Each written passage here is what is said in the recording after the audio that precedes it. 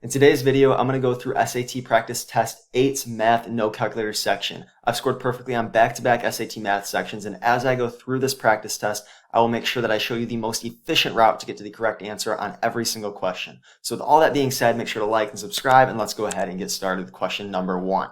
So in the equation above, what is the value of x? So we have 3x plus x plus x plus x. That's going to give us 6x. Then we have minus 3 and minus 2, which will give us minus 5, is equal to 7. And then we have plus x, which is the same as plus 2x. From here, I'll go ahead and get all my x's on one side while keeping x positive. So I'm going to end up subtracting 2x from each side, leaving me with 4x. Then I will get all my constants on one side by adding 5 to each side, which will leave me with 4x equals 12. From there, all I got to do is divide each side by 4. And then I have my value of x, which will be 3. So my answer is going to be D for number 1. Moving on to number 2. So we have a graph showing distance in feet traveled by a product on a conveyor belt n minutes after the product is placed on the belt. Which of the following equations correctly relates to D and M? So all that this is the slope. Okay, we see that as we go over 1 minute, we go up by 2 in our distance traveled in feet. So our correct relationship there is going to be D is equal to 2 times M. So our answer there is going to be A as well. All right, moving on, we got question number 3 now. All right, question 3. So we've got the formula below is often used by project managers. And once I glance at the answer choices, actually, I can see I don't even have to read this because all I'm doing is giving P in terms of the other variables. Therefore, since I can tell that because all of these answer choices have P equals, all I got to do is rearrange this. So I'll go ahead and do that. I'll multiply each side by 6. Then from there, all I got to do is subtract O and subtract 4M from each side to isolate P. So I'll go ahead and do that, and I'll end up with 6E minus O minus 4M. And from there, I see my answer is going to be answer choice A. All right, moving on to number 4. So we've got in the figure above, RT is equal to TU. So I'm going to go ahead and mark that down on my diagram.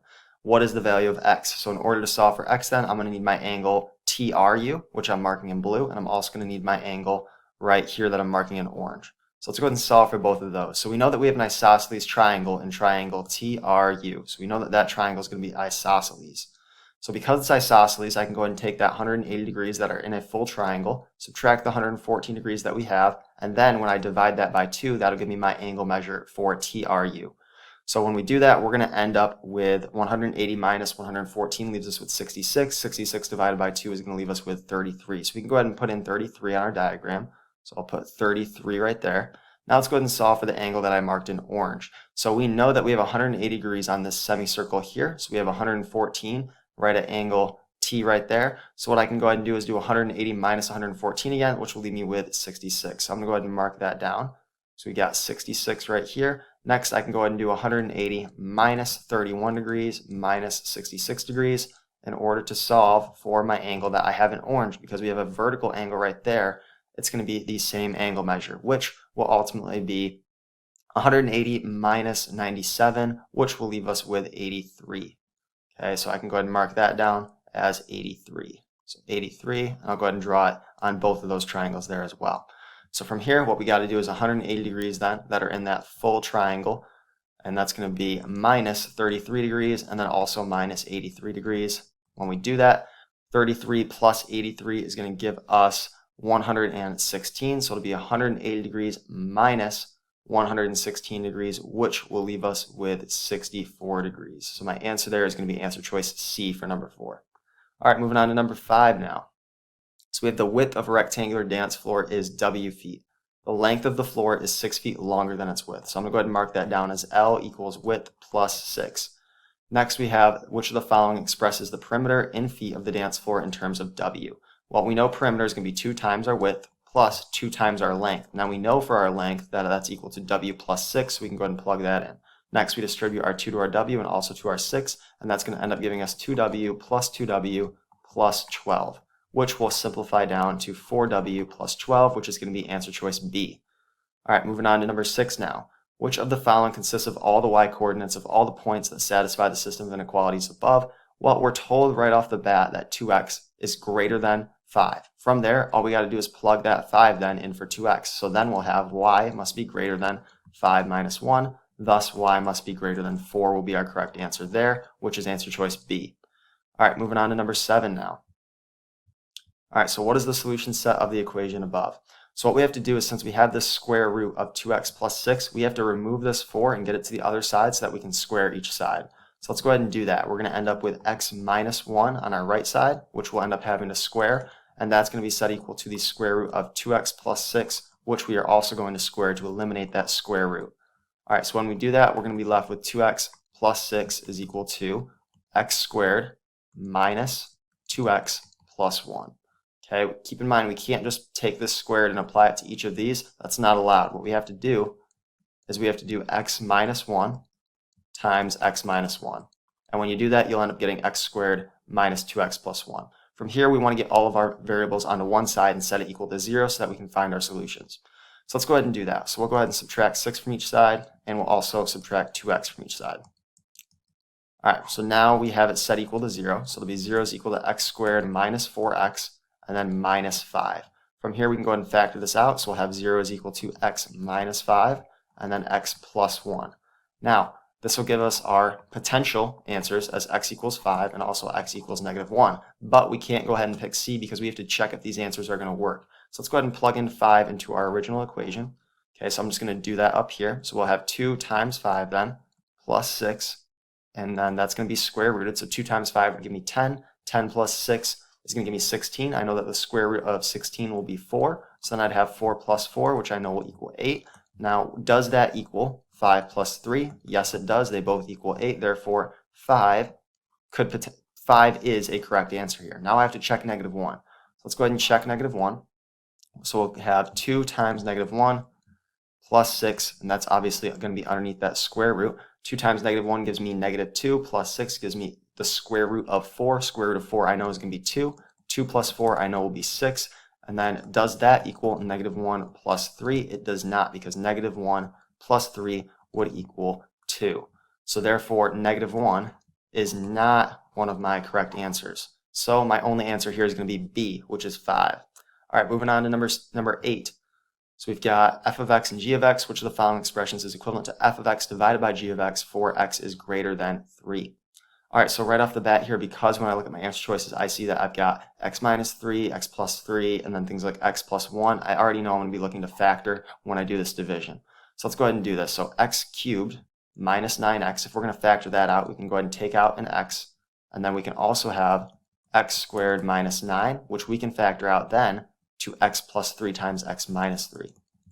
So x plus 3 times x minus 3. All right, and then g of x, we know that's equal to x squared minus 2x minus 3. So I'm actually going to go ahead and factor that down here just so that you can see this easier. Okay, and when we do that, when we factor that out, we're going to end up with x minus 3 times x plus 1. From here, we see we can go ahead and cancel out our x minus 3's, and then we're going to be left with our answer, which will be x times x plus 3, all divided by x plus 1, which is going to be answer choice D. So anytime that you see those factors in your answer choices, that's an indication that you want to go ahead and factor out your division problem. All right, looking at number 9 now. So in the xy plane, the graph of the equation above is a circle. Point P is on the circle and has these coordinates 10 and negative 5. If PQ is the diameter of the circle, what are the coordinates of point Q? First thing we need to identify is how long our diameter is. So we know that this 16 here represents the radius squared. So if we take the square root of that, that's going to give us our radius, which the square root of 16 will be 4, so our radius is 4.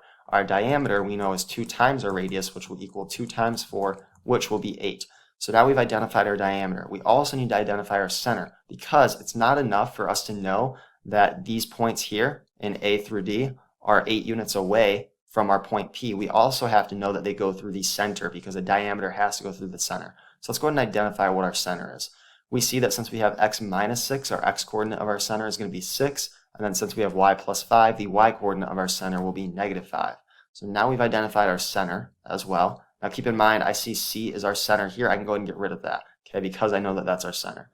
All right, so now that I have my center, what jumps out to me is I see A has a y coordinate of negative 5, and I see my center has a y coordinate of negative 5, and point P has a y coordinate of negative 5.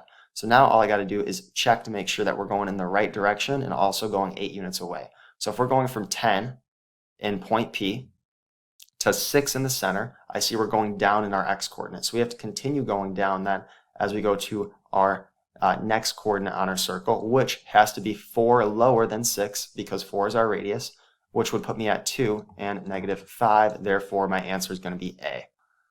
All right, moving on to number 10.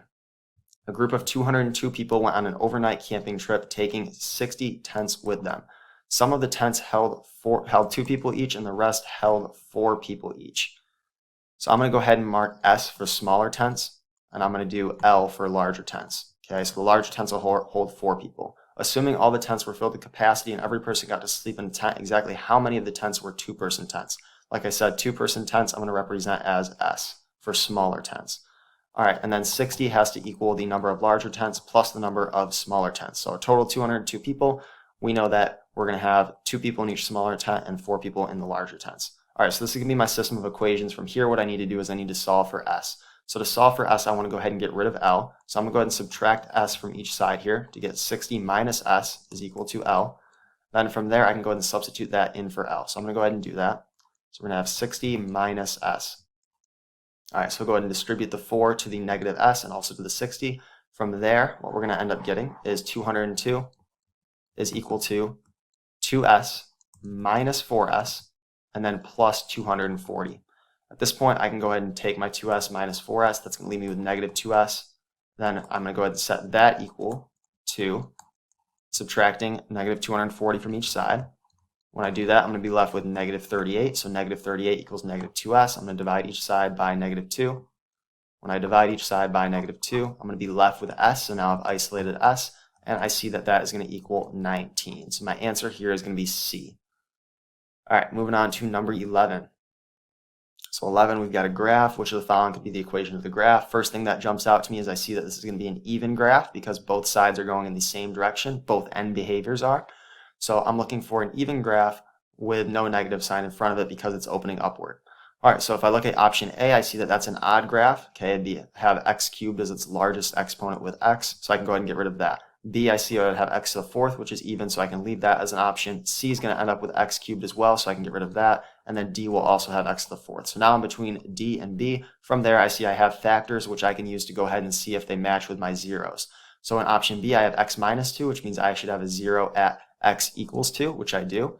Then I look at x plus 3, which means that I should have a 0 at negative 3, which I do. Therefore, B will be my correct answer. If I look at D, I would have zeros at x equals negative 2, which I don't. Okay, therefore, I know D is incorrect. All right, moving on to number 12. If 2 times A divided by B is equal to 1/2, what is the value of B over A?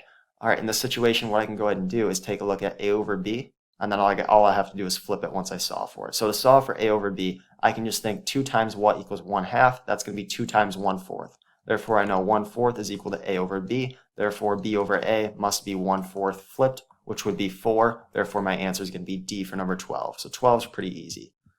All right, next up we got 13. Oil and gas production in a certain area dropped from 4 million barrels in 2000 to 1.9 million barrels in 2013. Assuming that the oil and gas production decreased at a constant rate, which of the following linear functions best models the production in millions of barrels T years after the year 2000? Key part here is that we're looking at the years after 2000. So initially in 2000, we had 4 million barrels. So our y-intercept would be plus 4. The next thing that we can say is that we dropped from 4 million barrels to 1.9 million barrels. So 4 minus 1.9 would leave us with, or 1.9 minus 4 would leave us with a drop of 2.1 million barrels over those 13 years because it's from 2000 to 2013. Now we want to get rid of this decimal since none of our answer choices slopes have decimals. So to do that, we'll go ahead and multiply by 10, which will give us negative 21 over 130. All right, so now that we've done that, we've got our slope, and now we've got our full equation. Now we just find which answer choices matches up. We see A and B don't have negative slopes, so they're incorrect. Between C and D, we see that C will be our correct answer because that is the correct equation for this situation. And obviously you'd have to have your variable in there as well, so it'd be negative 21 over 130t plus 4. And then for y, you could obviously replace that with f of t. All right, moving on to number 14. Okay, we've got how many solutions are there to the system of equations above. Anytime that you're asked how many solutions there are to a system of equations, you should always be thinking about the rule where you use the discriminant b squared minus 4ac, and if that discriminant is greater than 0, then there are 2 real solutions. So then there's 2 real solutions. And then if b squared minus 4ac is equal to 0, then 1 real solution. So then 1 real solution. And then if b squared minus 4ac is less than 0, then there are no real solutions. So then there's 0 real solutions. All right, so keep that in mind. That's how we're going to solve this problem. So we have y minus 5x plus 8 equals 0. I want to be able to get y equal to something. That way I can set these two equations equal to each other. So I'm going to go ahead and add 5x to each side to get rid of that, and then I'll subtract 8 from each side as well. So I'll have y is equal to positive 5x minus 8. All right, now I'm going to go ahead and set that equal to x squared plus 3x. So I'm going to have x squared plus 3x minus 7 is equal to 5x minus 8.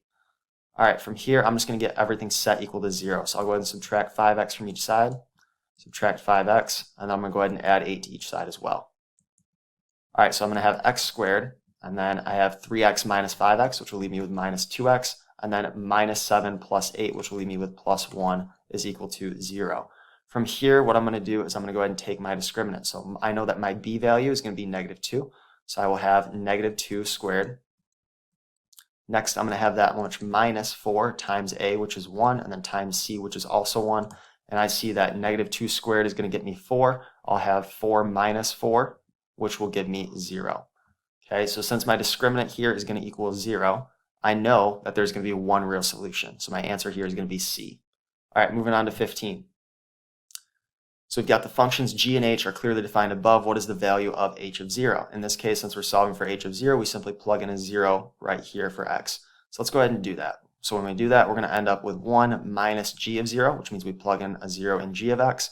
We know that then we'll have 2 times 0, which will give us 0 minus 1, which will equal negative 1. So we're going to have 1 minus negative 1, which is equal to 1 plus 1, which is equal to 2. Therefore, our answer there is going to be D for number 15. All right, let's go ahead and move on to the free response section now. So we've got number 16. If A is a solution to the equation above and A is greater than 0, what is the value of A? All right, well, what we're going to want to do here is go ahead and factor. So I'm looking for factors of 12 that have a difference of 1. So I'm going to have x plus 4 times x minus 3. That's going to give me negative 12 when I multiply my 4 by negative 3, and it's also going to leave me with plus x and x squared. From here, I know that A has to be positive. Since A has to be positive, I know that I'm looking for x equals 3, because x with plus 4 equals 0 is going to end up with x equals negative 4, which, since x has to be positive, my answer's got to be 3. Okay. All right, moving on to number 17. The sum of negative 2x plus x plus 31 and 3x squared plus 7x minus 8 can be written in the form ax squared plus bx plus c, where a, b, and c are constants. What's the value of a plus b plus c? All right, so I'm going to go ahead and add my like terms. So I'm going to have negative 2x plus 3x squared. So I'll go ahead and write that out for you. Negative 2x squared plus 3x squared. I know that that is going to leave me with just x squared. So I know that my a is going to equal 1. Next up, I'm going to do my b's. So that's going to be a positive x plus a 7x. So x plus 7x. That's obviously going to leave me with 8x. Therefore, my b value is going to be 8.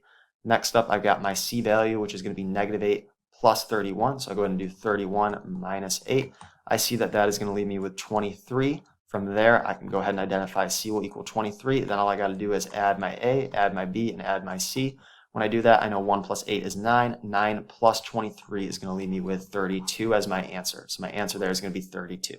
Moving on to number 18 now. If xy satisfies the system of equations above, what's the value of y? Right here we have a stacked equation set. I've talked about this before if you watched any of my previous videos. If you haven't, whenever you see a stacked equation set, you're always pretty much going to look to add or subtract to get rid of some variable and find your solution. In this case, we want to solve for y. Therefore, to solve for y, we want to get rid of our x's. So we're going to add the bottom equation to the top equation. And when we do that, we're going to eliminate our x's, and we're going to have y plus 3y, which will leave us with 4y. And that is going to be set equal to negative 3.5 plus 9.5, which will leave us with 6. From there, we can go ahead and divide each side by 4. We know that 6 over 4 is also equal to 3 over 2. Therefore, our answer there is going to be 3 over 2.